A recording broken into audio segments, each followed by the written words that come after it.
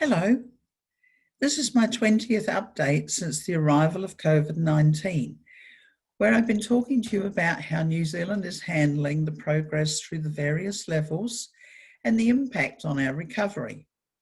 Now, I haven't talked to you for a couple of weeks as there actually hasn't been any changes coming through as it relates to new immigration policies. But over the past week, they've made up for that, and there's been a number of changes. So here I am to talk to you. Now, for those of you who do not know me, I'm Ranson. I'm based in the Wellington region, which is the capital of New Zealand, and operate throughout New Zealand with a global outreach. I'm a licensed immigration advisor, accredited and licensed by the New Zealand government, specialising in all types of New Zealand immigration apart from refugee law. I'm updating New Zealand employers, migrants in New Zealand, and those who are sadly trapped offshore. Now, first is the change to the visitor visas, which have been issued to migrants and visitors to remain in New Zealand lawfully. Those visitor visas due to expire between 4 September and the end of October 2020 will be extended by 5 months. Now, this is going to give you time to sort out whether to leave New Zealand or find a job so you can stay. But do be careful, as some visitor visa categories will not be extended, and these include critical purpose visa holders, guardians of students and partners or dependents linked to a work visa holder whose visa was extended previously. Now, immigration has undertaken to contact you by mid-September if you are eligible for any extension. Now, those of you who are stranded in New Zealand due to COVID-19, so you haven't been able to get any flights, immigration is introducing a 2-month visitor visa to ensure you are in the country lawfully. But you do have to pay for this visa on applying from mid-September. Now, something which is a good initiative is a repatriation program that's been brought in, because they're very much aware that many of you are struggling out there and you can't afford to travel to your home country, but really do wish to leave. Now, you're asked to please contact your embassy, your consulate, and if you don't have any hope there, go to the Department of Internal Affairs or Red Cross here in New Zealand.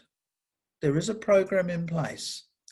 Now, if you do receive financial assistance to leave New Zealand, and at a later stage you want to come back here, the money advanced for your travel will need repaying before you come back to this country.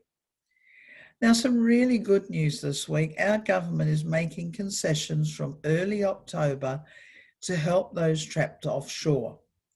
And this includes individuals who have been living in New Zealand before COVID for at least 2 years, and 1 year in some cases, returning to the same job held before departure, or continue to operate a business in New Zealand if you were an entrepreneur work visa holder. You departed New Zealand on or after 1 December 2019. Now, if you held a work to residence or essential skills visa, which does not expire before the end of 2020, or if it is expiring before end 2020, and you have applied for a further visa on the basis of the same job, you've got great possibilities of getting back here. Now, the policy requirements are being written, but we are assured this is going to be straightforward. They do recognise that many of you have got yourself into a very difficult situation, having established your life in this country, and they want to help. Now, those of you who hold New Zealand residence and are offshore, the Minister has agreed to amend your travel conditions for 12 months and grant a new 12-month residence visa to holders of recently expired residence visas. Now, there are a number of you who could fit this category, ranging from investors, partners expiring travel conditions beyond 2 years to claim permanent residence, and those unable to activate your residence visa within the 12 months period from the date of the issue and you're trapped offshore.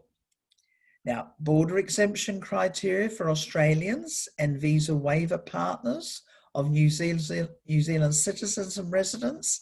This means that the partners may be granted a border exemption if you can provide evidence of your relationship. Now, partners from visa waiver countries who are granted this border exception will be invited to apply for a critical purpose visitor visa. And if you are granted this, you're going to then be able to apply for a further visa, including a relationship-based visa, while you are in New Zealand. Now, the other critical work pathway that employers would use to secure the key skilled people that they can't get in this country.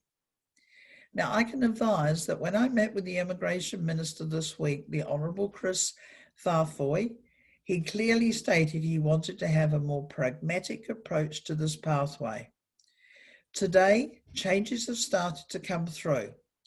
This really does look promising and gives employers in the private sector opportunities to progress their business, their growth with the right people. Do remember the bar is set high, but this looks good. Now, our borders still continue being shut, and there is no plan on when this will change. So for any persons coming in, our managed quarantine facilities, they present the biggest issue. You do have to pay for the managed isolation, quarantine of 14 days, and I'll keep you updated on any new developments.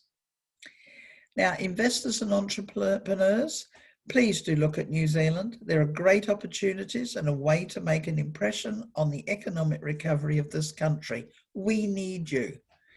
It does take time to get through the system, so do start investigating what's impossible.